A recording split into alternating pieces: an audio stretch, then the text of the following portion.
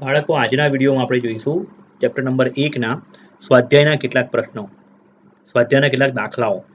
એ દાખલાઓ માટે ઉપયોગી સૂત્રો કેટલાક અહીં મેં આપેલા છે. આ પીડીએફ તમને વોટ્સએપ ગ્રુપમાં મળી જશે. અને લાસ્ટ 2 વિડીયો, આની પહેલાંના 2 વિડીયો તમે જોયેલા હોવા જોઈએ, તો આ દાખલાઓ તમને બહુ પરફેક્ટ રીતે ખબર પડશે. ઓકે બેટા?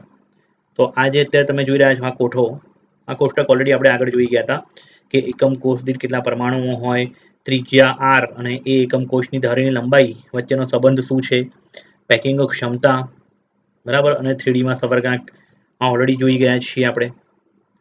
આ ઉપરાંત એક વસ્તુ આમાં નવી શીખવાની એ છે કે જો FCC પૂછાય, FCC નું બીજું નામ શું છે? CCP, ફલક કેન્દ્રિત ઘન અથવા ઘન અતિ ક્લોઝ પેકિંગ.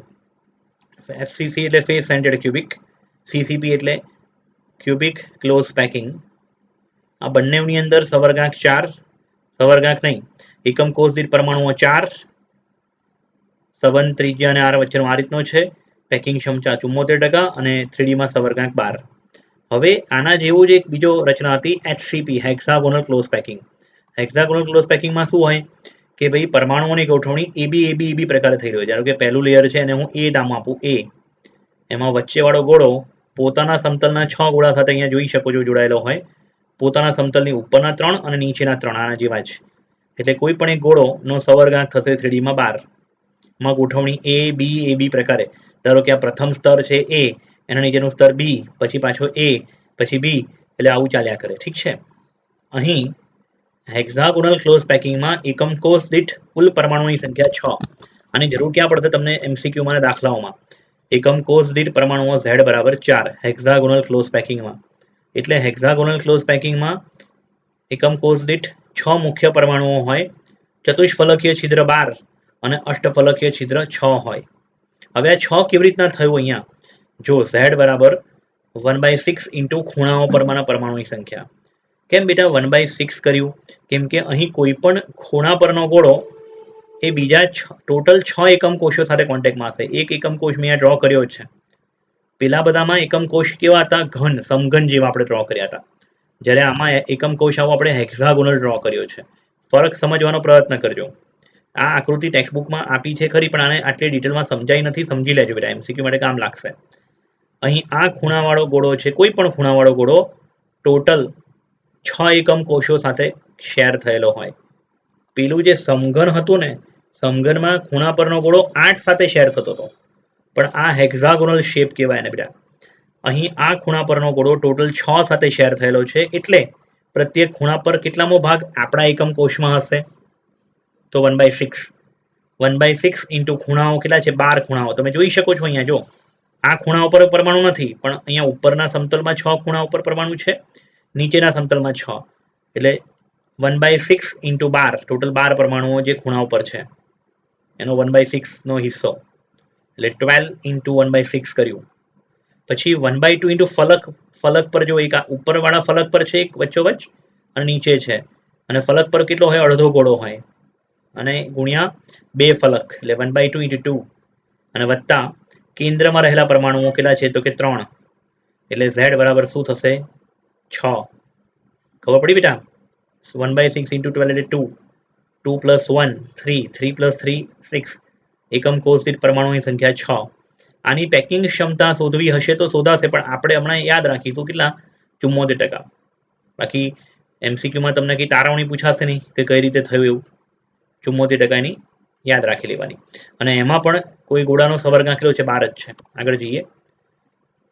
આ રીતનું સમઘન હોય તો, અને આ રીતનું હેક્સાગોનલ હોય, એમાં ફરક છે બેટા. આમાં ખૂણા કેટલા સાથે શેર થયો હોય? 6 સાથે, દિવાલ 2 સાથે, અને કેન્દ્રમાં 3 ગોળા છે જુઓ, હે ને? અને કદાચ આ ધારી હોત ને, ધારી, તો એ ટોટલ 3 સાથે શેર થાત, પણ અહીંયા ધારી પર કોઈ પરમાણુ છે નહીં, એટલે અહીંયા મેં લખ્યું નથી, 1/3 ઇન્ટુ 0 કર્યું છે. પણ ધારો કે આ રીતનો એકમ કોષ હોય તો, સમઘન હોય તો, તેમાં પ્રત્યેક ખૂણો 8 એકમ કોષ સાથે શેર થયેલો હોય, પ્રત્યેક બાજુ ફલક એટલે કે દિવાલ 2 સાથે શેર થયેલું હોય, પ્રત્યેક ધારી 4 એકમ કોષ સાથે ભાગીદારી કરેલી હોય, અને કેન્દ્ર એક જ એકમ કોષનું હોય. દાખલાઓમાં બધી વસ્તુ કામ લાગશે. આ ઉપરાંત આ એક કોષ્ટક જે ચોપડીમાં નથી આપ્યું, એ તમારે યાદ રાખવાનું. ત્રિજ્યાનો ગુણોત્તર ધન આયનની ત્રિજ્યા છેદમાં ઋણ આયનની ત્રિજ્યા અથવા સ્મોલ આર ના છેદમાં કેપિટલ આર.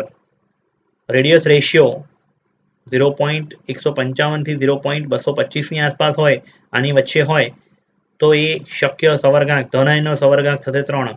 મતલબ કે એ ધન આયન વચ્ચે આ જે મેં ડાર્ક ગોળો દોર્યો છે એ શું છે? ધન આયન, અને એની આજુબાજુમાં 3 ઋણ આયન હશે. એની આજુબાજુમાં 3 ઋણ આયન, એટલે આમાં એની ગોઠવણી કેવી થઈ? પ્લેનર ટ્રાયએંગ્યુલર. કેવી ગોઠવણી થઈ બેટા? પ્લેનર ટ્રાયએંગ્યુલર. ઓકે. હવે જો સવર્ગાંક 4 હોય બરાબર, તો એ વખતે બટ ઓબ્વિયસ ગોળો વચ્ચેનો ગોળો મોટો થઈ જશે ને, એટલે ધન આયનની ત્રિજ્યા અંશ મોટો થઈ જશે, તો ભાગાકાર જે ગુણોત્તર છે એ મોટો આવશે. એટલે જેમ જેમ ગુણોત્તર ત્રિજ્યાનો ગુણોત્તર મોટો થતો જશે તેમ તેમ એ ગોળાની આજુબાજુએ પરમાણુઓની સંખ્યા વધતી જશે. આ વચ્ચેનો ગોળો જો મોટો થાય તો એની આજુબાજુમાં પછી આ મોટો ગોળો હોય તો એ 3 ગોળાથી કવર ના થાય, પછી વધુ ગોળાઓની જરૂર પડે. ખ્યાલ આવે છે? એટલે જેમ જેમ વચ્ચેવાળો પરમાણુ વધતો જશે તેમ તેમ સવર્ગાંક શું થતો જશે? વધતો જશે. આ યાદ રાખવાનું કોષ્ટક. અમે ઝૂમના લેક્ચરમાં સમજાવ્યું હતું હે ને. પછી બીજું એક વસ્તુ સમજાવી હતી મેં, તમને બતાવું. બીજું એક આ કોષ્ટક સમજાવ્યું હતું મેં ઝૂમના લેક્ચરમાં કે કેટલાક આયનીય સંયોજનોમાં સ્ફટિકની ગોઠવણી, જેમ કે NaCl રોક સોલ્ટ પ્રકાર, એમાં Cl- એ CCP ગોઠવણી ધરાવે છે, સોડિયમ પ્લસ બધા O છિદ્રોમાં. હવે O છિદ્ર હોય એ 6 ગોળાઓથી રચાય તો એનો સવર્ગાંક ધન આયનનો સવર્ગાંક સોડિયમ પ્લસની આજુબાજુમાં 6 ક્લોરીન હશે, અને એ જ રીતે Cl ની આજુબાજુમાં 6 સોડિયમ હશે. એકમ કોષ દીઠ અણુની સંખ્યા Z બરાબર 4. આને મેં એક આકૃતિ વડે પણ સમજાવી હતી તમને. આ વસ્તુ સીઝિયમ ક્લોરાઇડ ઘણા બધા સમજવાનું છે, પણ NaCl નું પહેલા સમજી લઈએ. અહીંયા જે પિંક કલરના એટમ્સ છે બધા, એ બધા પિંક કલરના એટમ્સ કોના છે? તો કે ક્લોરીનના. અને બ્લેક કલરના જે એટમ છે એ બધા સોડિયમના છે, Na+. આપણને ખબર છે ઓક્ટાહેડ્રલ છિદ્ર, અષ્ટફલકીય છિદ્ર ક્યાં આવેલા હોય? લાસ્ટ વિડીયો તમે જોયો હોય 12 મિનિટની આસપાસનો, તો O છિદ્ર ક્યાં હોય? તો કે એક કેન્દ્રમાં હોય અને બાકીના 1/4 × 12 O છિદ્ર ધારી પર હોય. તો જો દરેક ધારી પર વચ્ચોવચ્ચ બ્લેક એટમ છે, ધારી પર 12 ધારીઓ પર 1/4 × 12 એટલે 3 ઓક્ટાહેડ્રલ છિદ્ર ધારીના કારણે અને 1 ઓક્ટાહેડ્રલ છિદ્ર કેન્દ્રના કારણે. તો આ કેન્દ્રમાં કે કોઈ પણ બ્લેક એટમ એ પોતાની આજુબાજુમાં 6 પિંક એટમથી જોડાયેલો હશે. તેવી જ રીતે કોઈ પણ એક પિંક એટમ પોતાની આજુબાજુમાં 6 સોડિયમ પ્લસથી ઘેરાયેલો હશે. ઠીક છે બેટા? NaCl નું થયું. અને પછી બીજું છે ઝિંક બ્લેન્ડ, ZnS. ઝિંક સલ્ફાઇડમાં સલ્ફર -2 CCP પ્રકારે ગોઠવાય છે. ઝિંક +2 એ એકાંતરે T છિદ્રમાં ગોઠવાયેલ છે.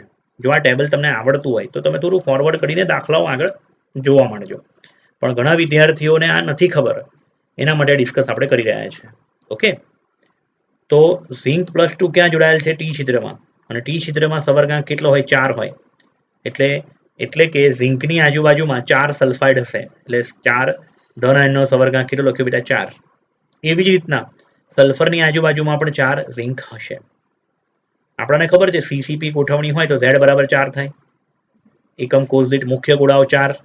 T છિદ્ર હોય 8, પણ 8 માંથી અડધા T છિદ્ર કોણે રોક્યા? ઝિંક +2 એ. અડધા T છિદ્ર ખાલી પડ્યા. બરાબર છે? એટલે ટોટલ 4 ઝિંક +2 અને 4 સલ્ફર -2, એટલે ટોટલ કુલ અણુઓ કેટલા થયા? Z બરાબર 4. કુલ અણુઓ થાય 4.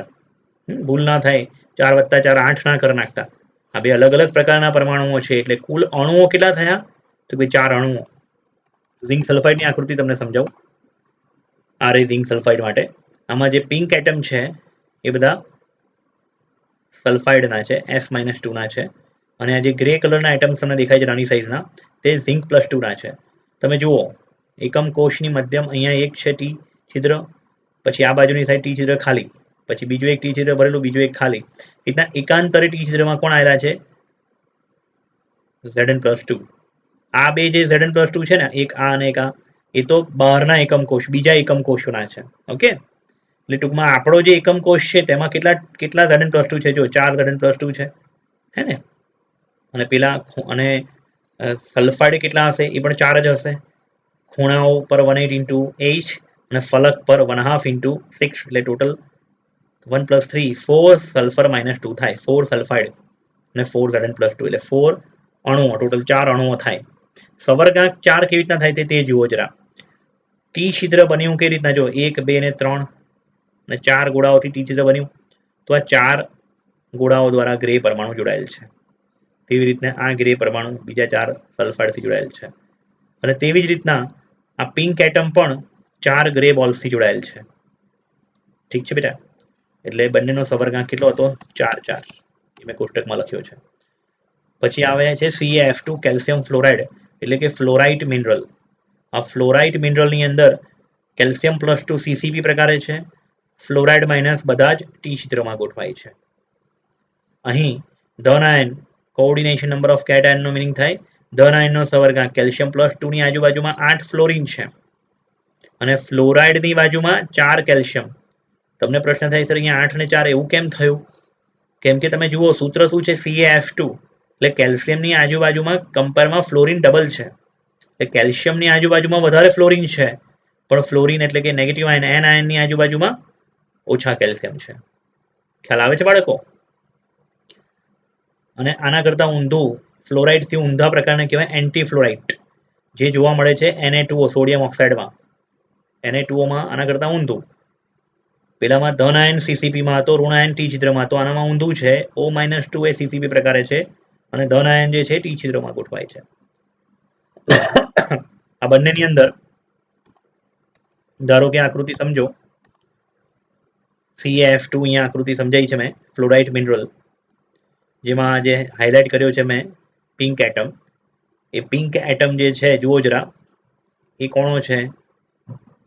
તો કે ભાઈ ફ્લોરાઇડનો. F 1 2 3 4 5 6 7 8 ફ્લોરાઇડ છે.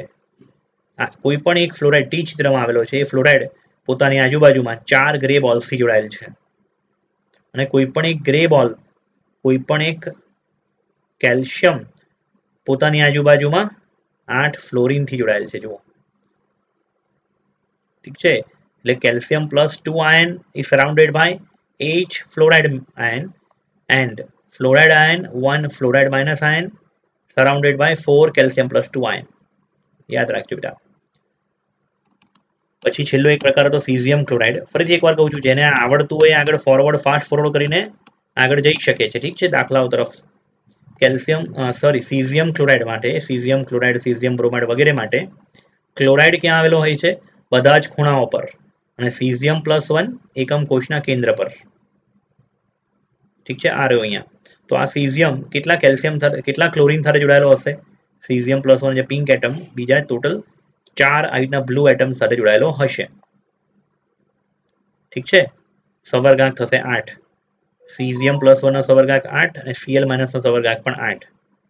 પણ ટોટલ અહીં એવું કહી શકાય કે સીઝિયમ ક્લોરાઇડ એ BCC પ્રકારે ગોઠવાયો. કેવા પ્રકારે ગોઠવાયો?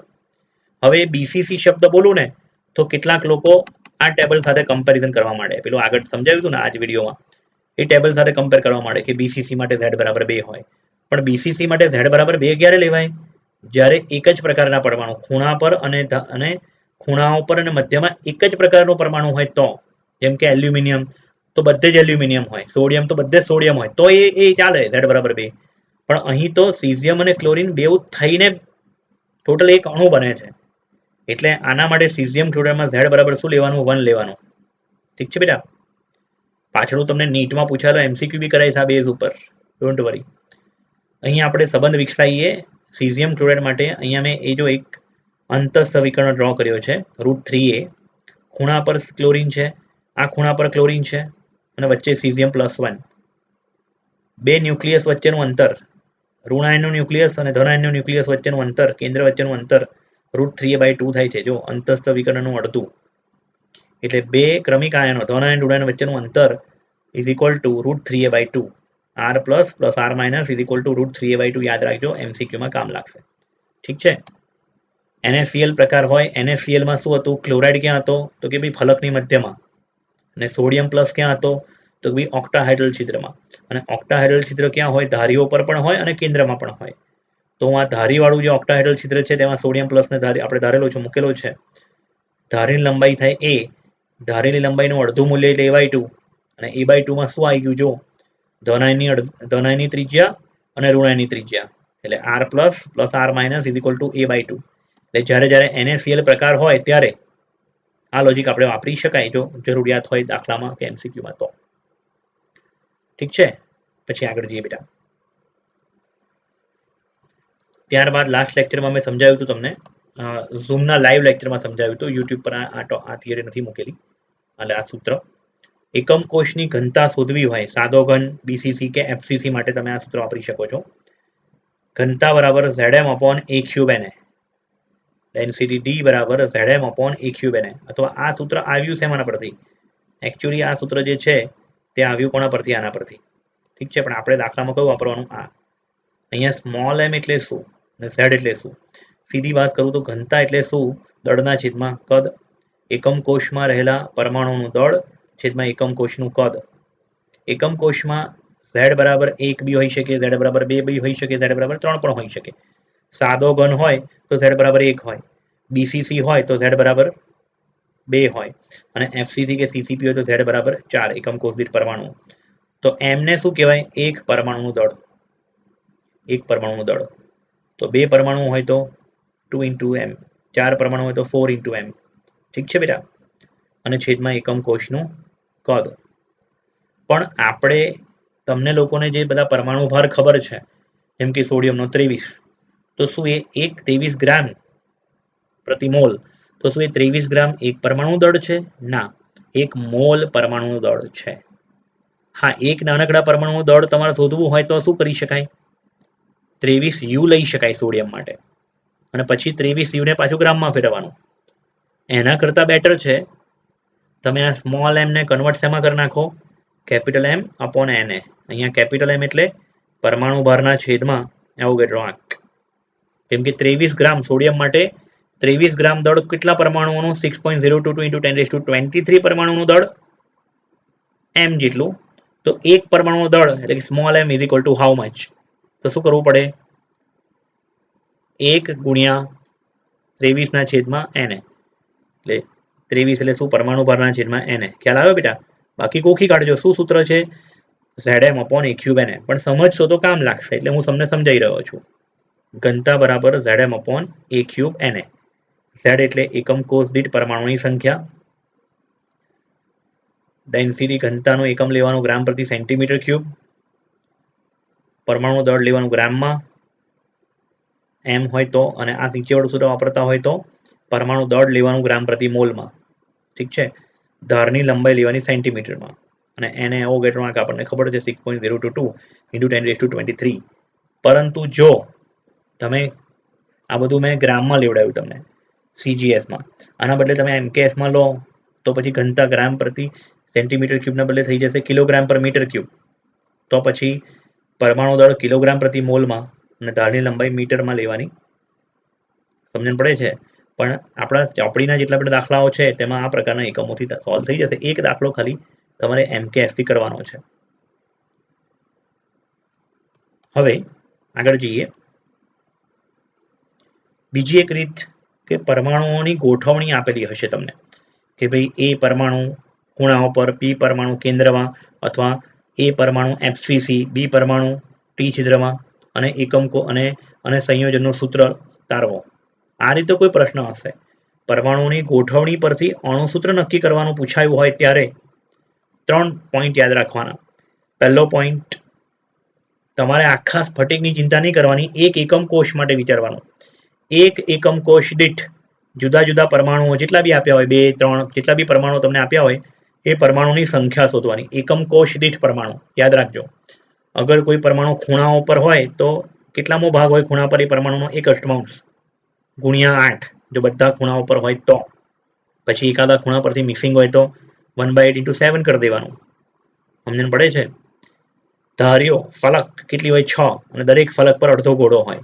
એ પ્રમાણે જે બી તમને રકમમાં આપ્યું હોય એ પ્રમાણે ફલક હોય તો 1/2 ગુણ્યા 6, કેન્દ્ર હોય તો આખે આખો 1, ટી છિદ્ર હોય તો FCC ની અંદર કુલ 8 ટી છિદ્ર હોય, O છિદ્ર FCC કે CCPમાં 4 હોય. ખ્યાલ આવે છે? એટલે તમારે લોજિક ટૂંકમાં એપ્લાય કરવાનું. ધારી હોય તો ટોટલ 12 ધારીઓ હોય, તો એ લોજિક તમારે એપ્લાય કરીને પરમાણુની સંખ્યા શોધી કાઢવાની. પરમાણુની સંખ્યાનો ગુણોત્તર લઈ લેવાનો પછી, બરાબર, અને પછી એ ગુણોત્તરના આધારે શું લખવાનું સૂત્ર. આના દાખલાઓ આપણે ભણીએ. જો ટેક્સ્ટબુકનો ઉદાહરણનો કોયડો 1.1 ખૂબ જ સહેલો 1 માર્કની નાનકડી દાખલી છે બેટા, 1 માર્કમાં આવી શકે. શું છે પ્રશ્ન, રકમ વાંચીએ આપણે પહેલા તો. એક સંયોજન બે તત્વ એક્સ અને વાયનું બનેલું છે. એક સંયોજન બે તત્વો એક્સ અને વાયનું બનેલું છે. તત્વ વાય ઋણાયન તરીકેના પરમાણુઓ જે છે સીસીપી બનાવે છે. એટલે વાય એ શું બનાવે છે, સીસીપી રચનામાં ગોઠવાયેલ છે. અને તત્વ એક્સ ધન આયન તરીકેના પરમાણુઓ બધા જ અષ્ટફલકીય છિદ્રો ભરી દે છે. તો સંયોજનનું સૂત્ર શું હશે? તો શું કરીશું? સૌથી પહેલા તો પ્રતિ એકમ કોષ દીઠ પરમાણુની સંખ્યા મેં તમને પહેલો સ્ટેપ કીધું. વાયનો પરમાણુ કેટલો હશે? 4, કેમ કે ક્યુબિક ક્લોઝ પેકિંગ સીસીપી માટે એકમ કોષ દીઠ પરમાણુની સંખ્યા કેટલી હોય? 4. એટલે ઝેડ બરાબર શું લખ્યું? વાય બરાબર શું લખ્યું મેં અહીંયા બેટા? 4. અને એક્સ બરાબર પણ 4, કેમ કે અહીં રકમમાં આપ્યું છે કે બધા ઓ છિદ્ર ભરી દે છે. અને સીસીપીમાં પ્રતિ એકમ કોષ દીઠ 4 ઓ છિદ્ર હોય, એટલે 4x અને 4y. હવે શું કરવાનું? એક્સ અને વાયનો ગુણોત્તર લેવાનો. 4:4 એટલે કે 1:1. એટલે કે સંયોજનનું સૂત્ર થઈ ગયું XY. આ થઈ ગયો જવાબ. સિમ્પલ. ઓકે બેટા, 1 માર્કની દાખલી હતી આ. પછી આવી જ બીજી એક નાની દાખલી, ઉદાહરણનો 1.2. જુઓ જરા, રકમ વાંચો શાંતિથી. તત્વ બીના પરમાણુઓ HCP એટલે કે હેક્સાગોનલ ક્લોઝ પેકિંગ ષટકોણીય ક્લોઝ પેકિંગ લેટાઈસ રચે છે. તત્વ એના પરમાણુઓ સમચતુષ્ફલકીય છિદ્રનો 2/3 ભાગ રોકે છે. તત્વ એ અને બી દ્વારા રચાતા સંયોજનનું સૂત્ર શું હશે? તો શું કરીશું? સૌથી પહેલા તો HCP સ્ફટિક લેટાઈસ હોય, HCP પ્રકારે ગોઠવણી હોય તો એકમ કોષ દીઠ કુલ પરમાણુની સંખ્યા કેટલી હશે? Z બરાબર 4. હમણાં આગળ મેં કીધું તમને. કુલ ટેટ્રાહાઇડ્રલ છિદ્ર હશે 12, કેમ કે જો ગોળાઓની સંખ્યા n હોય તો ટી છિદ્રની સંખ્યા 2n હોય. જે મેં લાસ્ટ ટુ લાસ્ટ વિડીયો, જે 39 મિનિટની આસપાસનો વિડીયો છે, તેમાં ઓલરેડી મેં સમજાયેલું છે. તો ટી છિદ્રની સંખ્યા 12 થાય. એકમ કોષ દીઠ પરમાણુઓની સંખ્યા HCP હેક્સાગોનલ ક્લોઝ પેકિંગમાં 6 મુખ્ય ગોળાઓ અને ટી છિદ્ર એનથી ડબલ એટલે થઈ જાય 12. આપણે આગળ વાત કરી, બરાબર. n ગોળા હોય તો ટી છિદ્ર કેટલા થાય? 2n અને ઓ છિદ્ર n જેટલા. આપણે અહીંયા ઓ છિદ્રની કઈ જરૂર નથી. રકમમાં આપેલું છે આપણને કે મુખ્ય ગોળાઓ બી જે HCP રચે છે ઇઝ ઇક્વલ ટુ 6 એકમ કોષ દીઠ. બી બરાબર 6 અને એ બરાબર 12 ગુણ્યા 2/3. કેમ બેટા 2/3 કર્યું? કેમ કે રકમમાં આપ્યો ડેટા કે ટી છિદ્રનો 2/3 ભાગ રોકે છે. રકમમાં આપ્યું છે ટી છિદ્રનો કેટલામો ભાગ? 2/3 ભાગ રોકે છે. એટલે આપણે શું કર્યું? અહીંયા 12 ગુણ્યા 2/3 કર્યું. ઠીક છે. તો અહીંયા તમે ભાગાકાર કરી શકો છો. 12 ભાગ્યા 3 એટલે 4 અને 4 દુનિયા 8 એટલે એ બરાબર 8 અને બી બરાબર 6. હવે શું કરી શકાય? એ અને બી ની સંખ્યાનો ગુણોત્તર લઈ લેવાનો, રેશિયો લેવાનો. A:B ઇઝ ઇક્વલ ટુ સંખ્યાનો ગુણોત્તર લીધો બેટા આપણે, A/B બરાબર 8/6.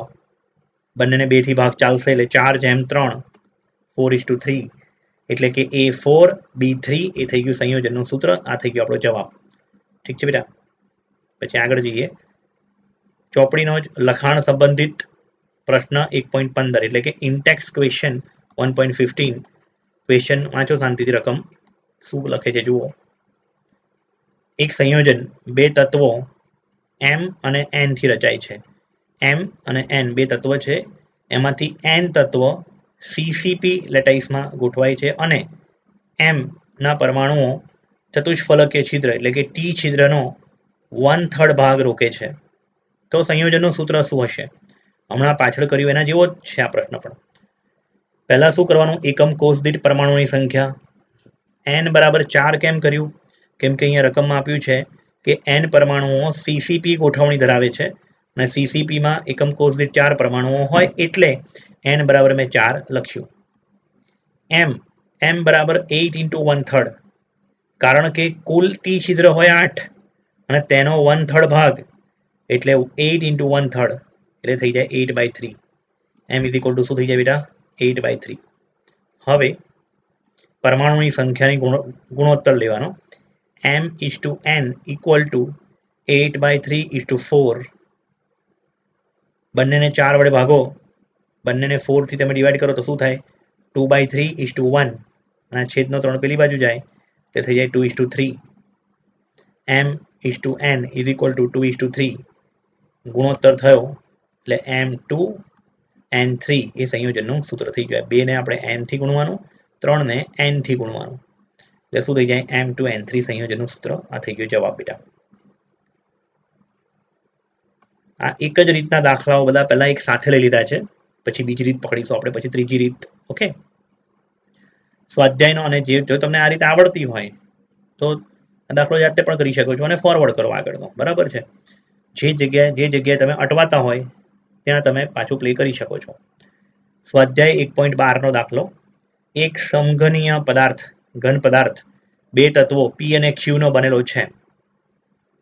ક્યુના પરમાણુઓ સમઘનના ખૂણાઓ પર આવેલા છે. પી અંતઃ કેન્દ્ર પર છે.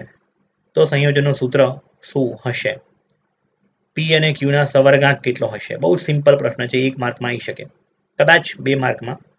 એવી 2 માર્કમાં ક્યારે આવે આ પ્રશ્ન બોર્ડમાં? જ્યારે પેપર બનાવનાર વ્યક્તિ શિક્ષક બહુ દિલદાર હોય ને ખબર છે કે ના 2 માર્ક આપી જ દેવા છે, તો કદાચ આ પ્રશ્ન 2 માર્કમાં પૂછે, બાકી 1 માર્કનો પ્રશ્ન છે. ક્યુ પરમાણુઓ ક્યાં છે? ખૂણાઓ પર. અને ખૂણાઓ કેટલા હોય? 8 ખૂણા હોય ટોટલ. એટલે જુઓ અહીંયા પ્રતિ એકમ કોષ દીઠ પરમાણુની સંખ્યા સૌથી પહેલા શોધી મેં. ક્યુ બરાબર 1/8 × 8 ઇઝ ઇક્વલ ટુ 1, કેમ કે ખૂણાના કારણે. અને પી બરાબર 1 બીકોઝ અંતઃ કેન્દ્ર પર એક પરમાણુ હોય, એટલે પરમાણુની સંખ્યાનો ગુણોત્તર થઈ જાય 1:1. અને માટે અહીંયા તમારું સૂત્ર થશે પી ક્યુ. સંયોજનનું સૂત્ર થશે બેટા પી ક્યુ, P1 Q1 એટલે પી ક્યુ. આ ઇન શોર્ટ આ સીઝિયમ ક્લોરાઇડ જેવું થયું, બરાબર ને? જેમાં ક્લોરીન ક્યાં હતો? બધે ખૂણાઓ પર, અને સીઝિયમ વચ્ચે. તો ધન આયનનો સવર્ગાંક 8, ઋણ આયનનો સવર્ગાંક પણ 8. એટલે અહીંયા સવર્ગાંક પૂછ્યો છે 8 8. ઠીક છે. પછી સ્વાધ્યાયનો 1.19 બેટા જુઓ, રકમ વાંચો શાંતિથી. 1.19 સ્વાધ્યાયનો. Ferric oxide. હવે ફેરિક ઓક્સાઇડ આવે એટલે આપણા માઇન્ડમાં તરત જ ખબર પડી જાય કે Fe+3 હોય, O-2 સંયોજન બને Fe2O3. પણ આપણે Fe2O3 ડિરાઈવ કરવાનું છે પ્રોપર રીતે, આ ચેપ્ટરની રીતે. હે બેટા, આખી રકમ વાંચો. ફેરિક ઓક્સાઇડમાં ઓક્સાઇડ આયનની ષટકોણીય સમૃદ્ધ સંકુલિત રચના છે. એટલે કે ષટકોણીય સમૃદ્ધ સંકુલિત રચના એટલે HCP, હેક્ઝાગોનલ ક્લોઝ પેકિંગ છે. O-2 ઓક્સાઇડ શું રચે છે? HCP લેટાઇસ, જેમાં દર 3 અષ્ટફલકીય છિદ્ર પૈકીના 2 અષ્ટફલકીય છિદ્રો ફેરિક આયન વડે ભરાયેલા છે, Fe+3 વડે ભરાયેલ છે. 3 પૈકી 2 નો મિનિંગ શું થાય? 2/3. 2 આઉટ ઓફ 3 એનો મિનિંગ શું થાય? 2/3. 2/3 O છિદ્ર કોણ રોકે છે? Fe+3. તો ફેરિક ઓક્સાઇડનું સૂત્ર ઉપજાવો. HCP ષટકોણીય ક્લોઝ પેકિંગમાં એકમ કોષ દીઠ પરમાણુની સંખ્યા Z બરાબર થાય 6. કુલ O છિદ્ર થાય છે 6, પણ કુલ O છિદ્રોમાંથી 2/3 ભાગ જ કોણ રોકે છે? Fe+3. કરીએ આપણે શું કરીએ? પહેલા તો એકમ કોષ દીઠ પરમાણુની સંખ્યા, ઓક્સિજન પરમાણુની સંખ્યા O-2 oxide is equal two 6 અને Fe+3 ઇઝ ઇક્વલ ટુ, હું શું કરું જોજ અહીંયા, Fe+3 ઇઝ ઇક્વલ ટુ આપણે 2/3 × 6 કર્યું. કેમ 2/3 × 6 કર્યું? કેમ કે કુલ O છિદ્ર 6 છે અને એનો 2/3 ભાગ, એટલે આ ભાગાકાર થશે. 3 ને 6 ભાગ ચાલે, 2 2 × 4. Fe+3 ની સંખ્યા કેટલી થશે? 4 એકમ કોષ દીઠ. O-2 ની સંખ્યા હતી 6. Fe+3 અને O-2 ની સંખ્યાનો ગુણોત્તર લેતા Fe+3 O-2 is equal two 4:6, એટલે કે 2:3. એટલે આનું સૂત્ર થશે બેટા Fe2O3. ફેરિક ઓક્સાઇડનું સૂત્ર આપણે ઉપજાયું, સાબિત કર્યું. ઓકે, ત્યારબાદ ઉદાહરણનો કોયડો 1.3. હવે રીત બદલાઈ. મેથડ નંબર 2 કઈ? ઘનતા શોધવા વાળું વાત, અથવા ઘનતાનું સૂત્ર પરથી ધારની લંબાઈ કાં તો જે પણ પૂછ્યું હોય રકમમાં એ આપણે શોધી કઢાય. ઘનતાનું સૂત્ર ડેન્સિટી બરાબર Zm/A³ આધારિત દાખલાઓ. એમાં પહેલો દાખલો ઉદાહરણનો કોયડો 1.3. એક તત્વની રચના અંતઃ કેન્દ્રિત સમઘનીય BCC છે અને તેના એકમ કોષની ધાર 288 પિકોમીટર છે. તત્વની ઘનતા 7.2 ગ્રામ પ્રતિ સેન્ટીમીટર ક્યુબ છે. આ તત્વના 208 ગ્રામમાં કેટલા પરમાણુઓ હશે?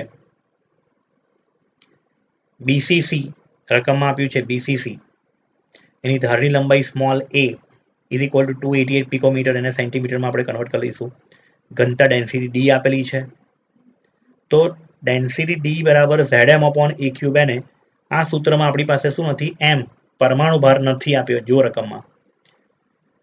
એ તત્વનું 208 ગ્રામ વજનમાં કેટલા પરમાણુઓ હશે? તો શું કરાશે? આપણે પહેલા તો પરમાણુ ભાર શોધી કાઢીએ અને પછી શું ત્રિરાશી મૂકીશું કે પરમાણુ ભાર જેટલું દળ હોય ગ્રામમાં તેમાં 6.022 × 10⁻23 પરમાણુ આવેલા હોય, તો 208 ગ્રામની અંદર કેટલા પરમાણુઓ? સિમ્પલ. ચોપડીની રીતે તમે ગણશો તોય ચાલશે, પણ મને આ રીત જે હું તમને જે કરાવું છું એ થોડી સરળ લાગે છે, એટલે આ રીત જુઓ. બીસીસી રચના માટે ઝેડ બરાબર શું લીધું? 2. એકમ કોષની ધારની લંબાઈ small a is equal to 288 picometre. પિકોમીટરના પી ને હટાવવો હોય અને સેન્ટી લાવવું હોય સેન્ટીમીટર, તો શું કર્યું? 10⁻10 કર્યું. અને 288માં અહીંયા ડેસિમલ પોઈન્ટ હોય, ડેસિમલ પોઈન્ટને 2 સ્થાન ડાબી બાજુ ખસેડીએ એટલે ઘાતમાં 2નો વધારો થયો, -10 + 2 એટલે -8. એટલે ધારની લંબાઈ a is equal two 2.88 × 10⁻8 centimetre. તો કે આવું કરવાની જરૂર શું કામ પડી? કેમ કે મારે પછી ડેન્સિટીના સૂત્રમાં a ક્યુબ કરવાનું છે, તો 288 હતી ને તેનો ઘન બહુ મોટો થઈ જશે, એટલે મેં એને નાની કિંમત પકડી, સાયન્ટિફિક નોટેશનમાં કન્વર્ટ કર્યું. બરાબર. પછી ઘનતા રકમમાં આપી છે કેટલી બેટા? 7.2 ગ્રામ પર સેન્ટીમીટર ક્યુબ. પરમાણુ ભાર આપણે શોધી કાઢીએ. ડેન્સિટીનું સૂત્ર Z M upon A cube એને પરથી એમને કરતા બનાવીએ આપણે.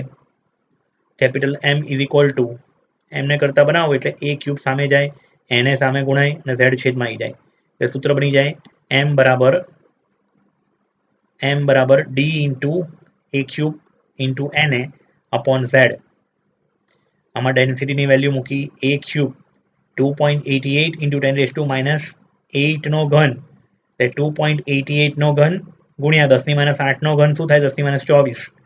અને એવોગેડ્રો આંક 6.022 × 10⁻23 ડિવાઈડ બાય 2, ઝેડની વેલ્યુ 2 છે બીસીસી માટે. કિંમતો મૂકતા 51.8 ગ્રામ પ્રતિ મોલ એ થયો પરમાણુ ભાર.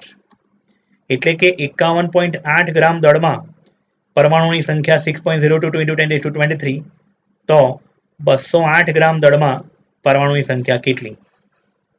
તો 208 ગુણ્યા એવોગેડ્રો આંક છેદમાં 51.8, તો આપણને શું મળશે?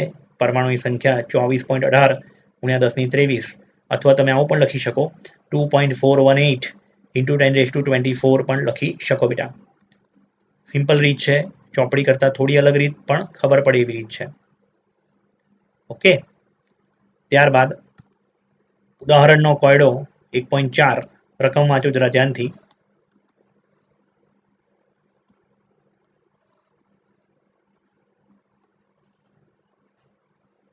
ઉદાહરણ કોયડો 1.4.